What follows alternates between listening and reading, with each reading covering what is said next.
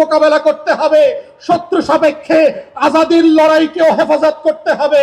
এটাই হচ্ছে আজাদি ধরে রাখার একমাত্র বাহন, এর বাইরে আর কোনো লড়াই নাই।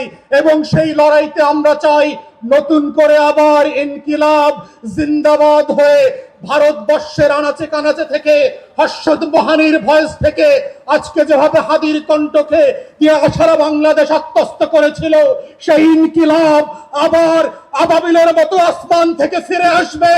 ইনকিলাব ইনকিলাব ইনকিলাব ইনকিলাব ইনকিলাব ইনকিলাব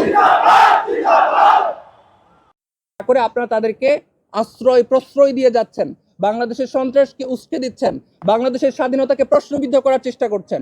এটা যদি কোনোভাবে চলমান থাকে, আমরা বাংলাদেশের এই 17 কোটি মানুষকে সাথে নিয়ে স্বাধীনতার সার্বভৌমত্বের জন্য ইন্ডিয়াকে যা যা করা দরকার, আমাদের জুলাইয়ের অন্যতম সৈনিক হাসান আব্দুল্লাহ বলেছেন, বাংলাদেশের স্বাধীনতা প্রশ্নে যদি আমাদেরকে 7 সিস্টার্সকে আলাদা করে দিতে হয়, আমরা সেই 7 সিস্টার্সকে আলাদা করে দিব, যদি আমাদের জন্য আপনারা আমাদের স্বাধীনতার জন্য থ্রেট হয়ে যান।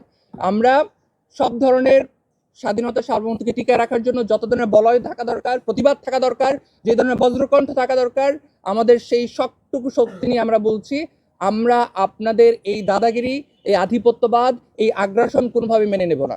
সম্পর্ক হবে কূটনৈতিক সম্পর্ক, ন্যায্যতা এবং ইনসাফের ভিত্তিতে। ইনকিলাব জিন্দাবাদ, বাংলাদেশ জিন্দাবাদ।